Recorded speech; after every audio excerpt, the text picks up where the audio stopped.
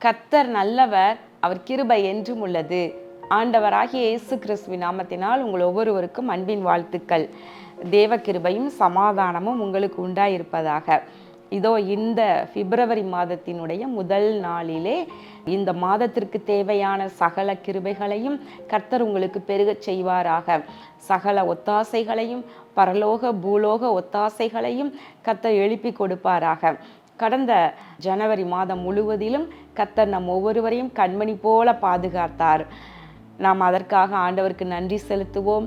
விசேஷமாக இந்த பிப்ரவரி மாதத்தின் முதல் நாளிலே நாம் கர்த்தரை மகிமைப்படுத்துவோம், கர்த்தரை உயர்த்துவோம். இந்த மாதத்தில் ஒவ்வொரு நாளும் அவருடைய கரமே நம்மோடு கூட இருந்து வழிநடத்துவதாக. இன்றைக்கு நாம் தியானிக்கும் வசனம் ஏசாயா 48வது அதிகாரம் 11வது வசனத்தின் பின்பகுதி. என் மகிமையை நான் வேறொருவருக்கும் கொடேன். இங்கு கர்த்தர் சொல்லுகிறார், என் மகிமையை நான் வேறொருவருக்கும் கொடேன். அதுக்கு முன்னாடி என்ன சொல்றாரு? என் நாமத்தின் பரிசுத்தம் எப்படி குலைக்கப்படலாம்? கர்த்தருடைய நாமம் பரிசுத்தம் உள்ளது. அதை நம்ம கர்த்தருடைய நாமத்தை வீணிலே வழங்காதிருப்பாயாக என்று சொல்லுகின்றார். அப்போ அவருடைய நாமத்தை பரிசுத்த குலைச்சல் ஆக்குவது போல அவருக்கு செலுத்த வேண்டிய மகிமையை நாம் வேறொருவருக்கும் கொடுக்கக்கூடாது. அதாவது ஒரு நன்மை ஒருத்தரிடமிருந்து வரும் பொழுது நமக்காக பிரயாசப்பட்டு செயல்பட்டு இருக்க அந்த நன்மையை பெற்றுக்கொண்ட உடனே வேறு ஒருவருக்கு போய் நன்றி சொன்னால் எப்படி இருக்கும் யோசிச்சு பாருங்க. வேறு ஒரு நபரிடம் போய் நமக்கு நன்மை யார்கிட்ட இருந்து வந்துச்சோ அவங்களுக்கு நன்றி சொல்லி அவங்களுக்கு கனம் கொடுக்காம இன்னொருத்தர்கிட்ட போய் உங்களால் தான் நான் இப்போ நல்லா இருக்கிறேன், இந்த நன்மையை நீங்கள் தான் எனக்கு கொடுத்தீங்க அப்படின்னு சொன்னால் அந்த உண்மையிலேயே உங்களுக்காக பிரயாசப்பட்டு நன்மை செய்தவங்களுடைய மனம் எவ்வளவு உடைந்து போகும் என்று யோசித்து பாருங்களேன். அதுபோல தான் கர்த்தருக்குரிய மகிமை. கர்த்தர் நமக்கு ஜீவன் சுகம் பலன் கொடுத்து அழகாக நமக்கு தேவைகளை சந்தித்து அருமையாக நம்மை வாழ வைத்து நடத்தி கொண்டிருக்கின்றார். அப்போ அவருக்கு செலுத்த வேண்டிய மகிமையை கனத்தை நாம் கர்த்தருக்கு செலுத்த மறக்கக்கூடாது.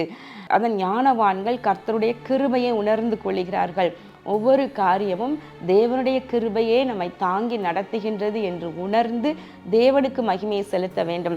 ஏசாயா 42ஆம் அதிகாரத்தில் கூட இவ்விதம் சொல்லுகின்றார், நான் கர்த்தர், இது என் நாமம், என் மகிமையை வேறொருவனுக்கும் என் துதியை விக்கிரகங்களுக்கும் கொடேன் என்று சொல்லுகின்றார்.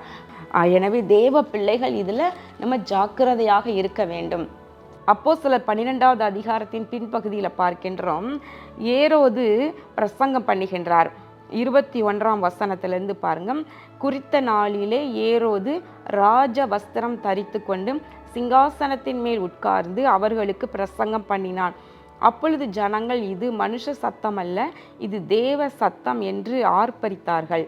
அவன் தேவனுக்கு மகிமையை செலுத்தாதபடியினால் உடனே கர்த்தருடைய தூதன் அவனை அடித்தான். அவன் புழுத்து இறந்தான். பாருங்களேன், ஏரோது பேசுறத கேட்டு மக்கள் எல்லாம் என்ன சொன்னாங்க? இது மனுஷருடைய சத்தம் இல்லை, இது தேவனுடைய சத்தம் சொல்லி அப்படி புகழ்றாங்க, ஆர்ப்பரிக்கிறாங்களாம்.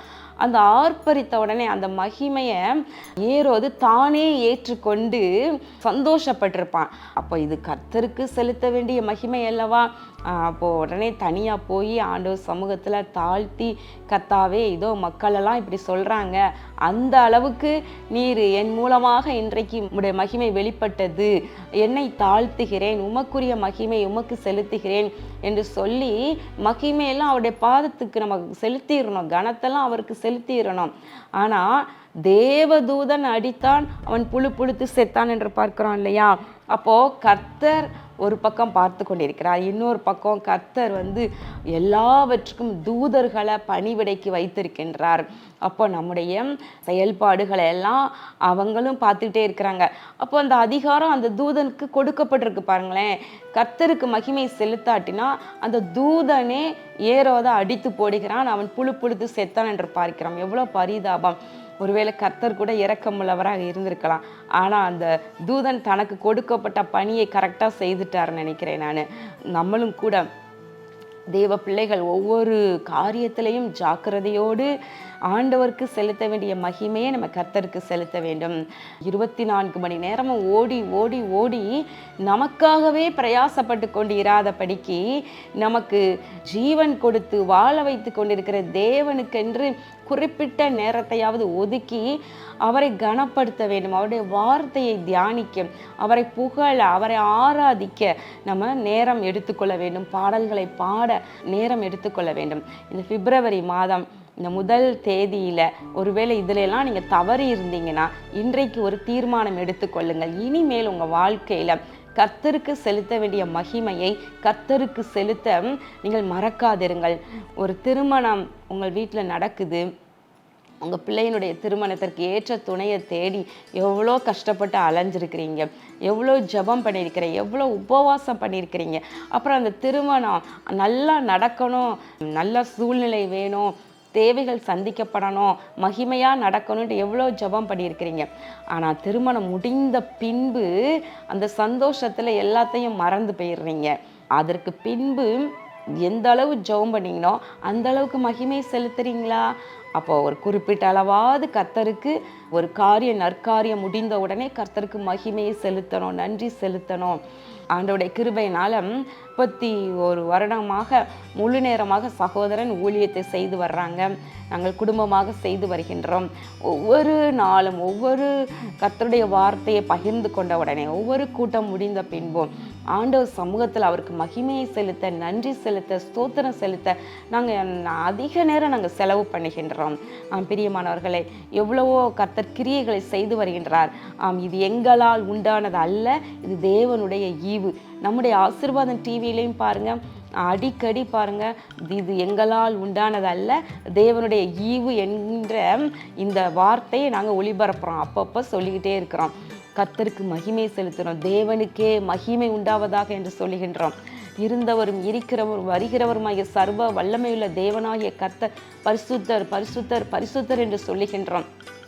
அவருடைய நாமத்தை உயர்த்துகின்றோம். நம்முடைய தொலைக்காட்சியில் நீங்கள் அதெல்லாம் கவனிச்சிங்கன்னா உங்களுக்கு தெரியும். பிரியமானவர்களே, நம்முடைய தனிப்பட்ட வாழ்க்கையிலும் கர்த்தருக்கு செலுத்த வேண்டிய மகிமை, குடும்பமாக ஒரு வீடு கட்டுறீங்க, சொந்த வீடு வேணும்ன்ட்டு எவ்வளவு அழுது ஜெபம் பண்ணியிருப்பீங்க. அந்த வீடை கட்டி கர்த்தர் கொடுத்த உடனே அவருக்கு நன்றி செலுத்துங்க, மகிமையை செலுத்துங்க. ஒவ்வொரு காரியத்தும் ஒரு சின்ன ஒரு நன்மை கிடைத்த உடனே அது கர்த்தருக்கு ஸ்தோத்திரம்னு சொல்லுங்க. கர்த்தர் இதனால் மகிமை அடைவார். கண்கள் மூடி ஜெபம் பண்ணுவோமா? எங்கள் அன்பின் பரலோக பிதாவே, இதோ இந்த நாளிலே, இந்த பிப்ரவரி மாதத்தின் முதலாவது நாளிலே ஆண்டவரை உம்மை துதிக்கின்றோம், உம்மை மகிமைப்படுத்துகின்றோம். உமக்கு செலுத்த வேண்டிய துதி, கனம், மகிமை யாவற்றையும் உமக்கு செலுத்துகின்றோம். இந்த பிப்ரவரி மாதத்தில் கர்த்தர் உயர்ந்திருப்பாராக, கர்த்தர் ராஜரீகம் பண்ணுவாராக. தகப்பனே, இதோ இந்த மாதத்தில் உடைய பிள்ளைகள் ஒவ்வொருவரையும் நினைத்தருளும், ஒவ்வொருவருடைய குடும்பத்தையும் நீர் ஆசீர்வதிப்பீராக. இந்த மாதம் முழுவதற்கும் தேவையான கிருபை, பலன், ஒத்தாசை உடைய பிள்ளைகளுக்கு அருளி செய்யப்படுவதாக. போக்கு வரவை இவர்களுக்கு ஆசீர்வதித்தருளும். இந்த மாதத்தில் ஒவ்வொரு நாளும் ஆண்டவரின் நன்மையும் கிருபையும் ஒவ்வொருவரையும் தொடருவதாக.